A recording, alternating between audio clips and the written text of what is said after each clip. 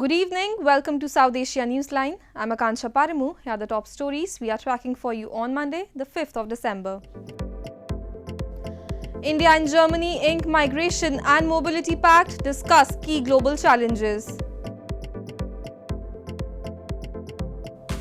Imran Khan's politics aims to undermine foundation of Pakistan, says PM Shehbaz. And Afghan Taliban blames foreign Islamic State fighter for Pakistan embassy attack. And now for all the details. The foreign ministers of India and Germany on Monday inked a migration and mobility partnership pact after holding comprehensive discussions in New Delhi to boost bilateral ties. During the meeting, they also discussed key global challenges, including the Ukraine conflict, situation in Afghanistan, and the issue of terrorism.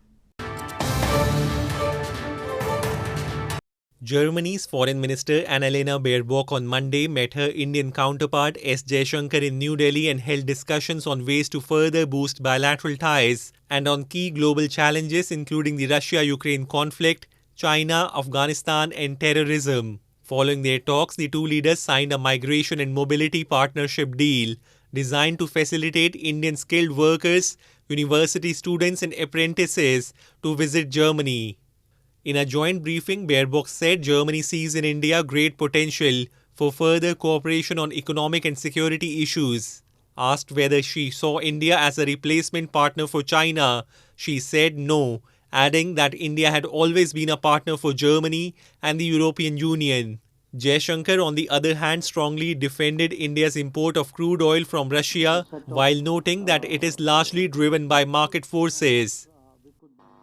Nein, ist die kurze Antwort auf Ersatzpartner, weil Indien war schon immer Partner für Deutschland und auch Partner für die Europäische Union. Aber diese Partnerschaft, die wollen wir weiter vertiefen und wollen wir weiter ausbauen. Earlier in the day, the German foreign minister also paid floral tributes at the memorial of Indian freedom struggle leader Mahatma Gandhi in New Delhi. Her visit comes 4 days after India formally took over the presidency of the G20 grouping. India's Prime Minister Narendra Modi cast his vote as his home state Gujarat held the final phase of assembly election on Monday. Considered the bastion of PM Modi, his ruling BJP has never lost elections in the state since 1995. Apart from the main opposition Congress, the other main contender is the Aam Aadmi Party. Voting for the second and the final phase of assembly election was held on Thursday in India's western Gujarat state. Indian Prime Minister Narendra Modi, who hails from the western industrial state, also exercised his franchise at Ahmedabad's Nishan Public School. Later addressing reporters, the Prime Minister thanked the people of Gujarat for taking part in the election process, as well as the voters in Himachal Pradesh and Delhi, where polls were held recently. He also lauded the Election Commission for conducting the polls peacefully. Interior Minister Amit Shah also cast his vote in his home state. In the first phase of election held on Thursday, 89 constituencies of southern Gujarat, Kutch and Saurashtra had gone to polls. In the final phase, voting took place in 93 seats across 14 districts. PM Modi's Bharatiya Janata Party has not lost in Gujarat Assembly election since 1995 and Modi himself served as the Chief Minister of the state for nearly 13 years. Modi remains popular despite criticism of inflation and unemployment. Political analysts suggest a 7th straight term for the Saffron Party in Gujarat, dismissing any signs of anti-incumbency. In the last state election 5 years ago, the BJP won 99 seats in the 182-member assembly while Congress got 77. This time there was a three-way contest with Congress and the Aam Aadmi Party also looking to make inroads in the BJP bastion. The results are expected on December 8th. In news from Pakistan, Pakistan's PM Shehbaz Sharif on Sunday said PTI chairman's politics is aimed to make his way to power by undermining the foundation on which the country stands. The remarks came as Imran Khan has demanded the ruling coalition to sit for talks and hold elections by March. Pakistan's Prime Minister Shehbaz Sharif on Sunday lashed out at opposition PTI chairman and former Premier Imran Khan for his demand of early elections. Taking to Twitter, Sharif said Imran's politics is aimed at making his way to power by undermining the foundation of the country. Referring to Khan's statement over the dissolution of provincial assemblies in Khyber Pakhtunkhwa and Punjab, Sharif said it was Khan's diatribe against parliamentary democracy of Pakistan. Meanwhile, PTI chief Imran Khan, in address to Khyber Pakhtunkhwa Parliamentary Party meeting, has claimed 75% of citizens want elections to bring economic and political stability in Pakistan. मुल्क का इस वक्त जरूरत ये है कि सियासी इस्तेकाम आए, उसकी वजह से माशी इस्तेकाम आएगा। सियासी इस्तेकाम आ सकता है सिर्फ एक तरीके से, वो है इलेक्शंस, और इसीलिए आज 75% कौम इस चीज के ऊपर आ गई है कि इलेक्शंस के अलावा कोई दूसरा रास्ता नहीं है। और हमने इनको इसलिए ऑफर किया क्योंकि हम असेंबलियां डिसॉल्व करने जा रहे हैं पंजाब और केपी की। Imran Khan, talking to a local news channel, said that his party wants the elections to be held latest by March. He added if the government does not agree to PTI's demand, they will proceed with dissolving the assemblies where PTI and its allies are in power. Imran Khan is the only Prime Minister in Pakistan who was removed from office after failing a no-confidence motion. Since his ouster in April, he has been demanding snap polls in the South Asian nation. Moving on, Pakistan has never qualified for a World Cup tournament, but many young people still enroll in soccer academies to train for hours each day in Lyari, one of the Karachi's poorest areas, hoping to take an international pitch one day. The soccer-crazed neighborhood of Lyari is also known as Mini Brazil. Have a look. In a dusty alleyway on the streets of Lyari, young boys kick a soccer ball around while the flags of the World Cup countries flutter in the wind overhead. The excitement and the love of the game is palpable in Lyari, a soccer-crazed Pakistani neighborhood which is also known as Mini Brazil.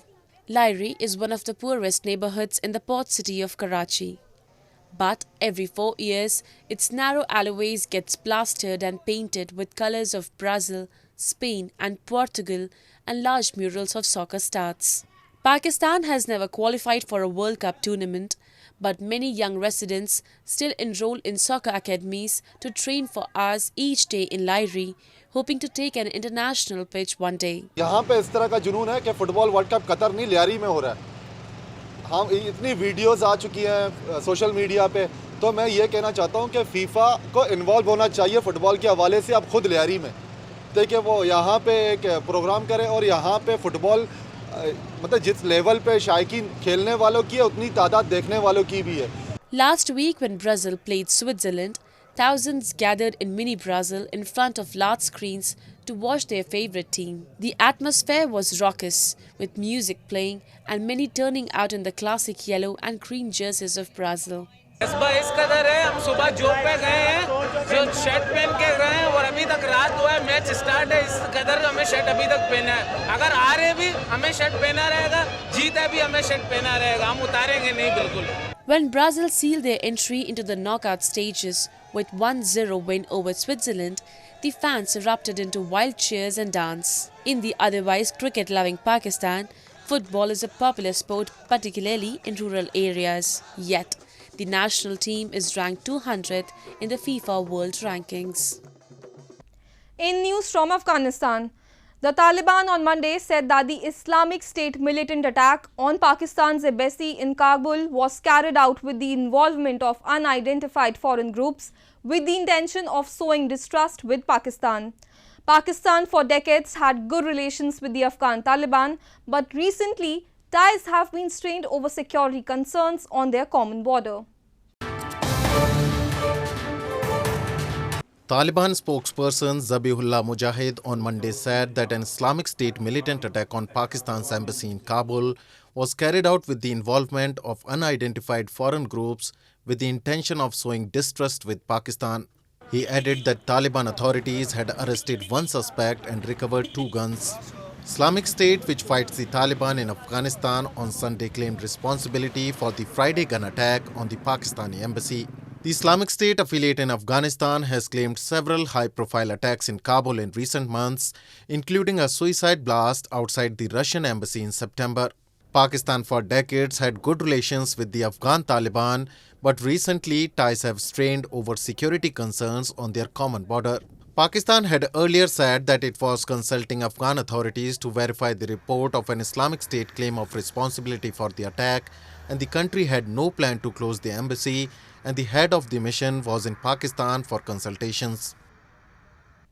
In news from Sri Lanka, a Sri Lankan lawmaker has warned that he will launch a Go China campaign against the Chinese embassy and their government as he accused the Asian superpower for pushing his nation into a debt trap. The Chinese embassy has refuted the accusation. The altercation comes midst of debt restructuring of the island nation, with China being the largest lender for Sri Lanka. Sri Lankan parliamentarian Shanakian Rasamanikam has warned that he will launch Go China campaign if the Chinese embassy and their government don't work for the benefit of Lanka and fail to restructure the debt of the island nation, local media has reported. The Tamil National Alliance lawmaker further attacking the Chinese embassy said, "What does the embassy have to do with the matters that are discussed in the Lankan parliament?" His remarks were in reference to the recent altercation after the lawmaker accused China for pushing the island nation into its debt trap. The embassy, in response on Twitter, called the accusation a myth. When you lent money to this country, you knew the economy was collapsing. But you still went ahead and gave money just to get Sri Lanka caught in this Chinese debt trap. So if you did this knowingly, you had information. I mean, you're not stupid. You have economy of 20 trillion. You think you're stupid to come and lend money to a country where the economy is crashing. You knew this. So right now, why can't you help the people of Sri Lanka and, write this off? According to a report published last week, Sri Lanka owes $7.4 billion to Chinese lenders. This is 22% of the island nation's public external debt. India and Japan are also the bilateral creditors of the island nation. The country, which is undergoing the worst economic crisis since its independence, needs financing assurances from its lenders to secure a $2.9 billion IMF bailout package, crucial to restructure the debt. The World Bank has said in a report that air pollution in Bangladesh is causing premature death and illness is robbing the South Asian nation of economic growth. The report states that sites in Dhaka city with major construction and persistent traffic have fine particulate matter equivalent to smoking 1.7 cigarettes a day. The World Bank on Sunday said that air pollution in Bangladesh is robbing the South Asian nation of economic growth as well as causing premature deaths and illnesses. The global lender in a report said that air pollution sapped gross domestic product by 3.9% to 4.4% in 2019 and was the second biggest cause of death and disability. That year, air pollution caused 78,145 to 88,229 deaths, the World Bank estimated, with the capital Dhaka the most polluted in the country. The report added that sites in Dhaka with major construction and persistent traffic have fine particulate matter equivalent to smoking 1.7 cigarettes a day. Dandan Chain, acting country director for Bangladesh and Bhutan, has said that ambient air pollution puts everyone at risk, from children to the elderly. She added that addressing air pollution is critical for the country's sustainable and green growth and development. To reduce air pollution impacts on health, the World Bank has recommended immediate actions, including improving public health services and response mechanisms, improving air pollution data monitoring systems, investing in early warning systems, and engaging in further research. Well, that's all we have for you from South Asia this evening. Now our viewers can watch the show on SouthAsiaNewsline.com. You can also visit us on Facebook.com/SAsiaNewsline and follow us on Twitter at SAsiaNewsline. That's all in tonight's edition. We will see you same time tomorrow. Good night.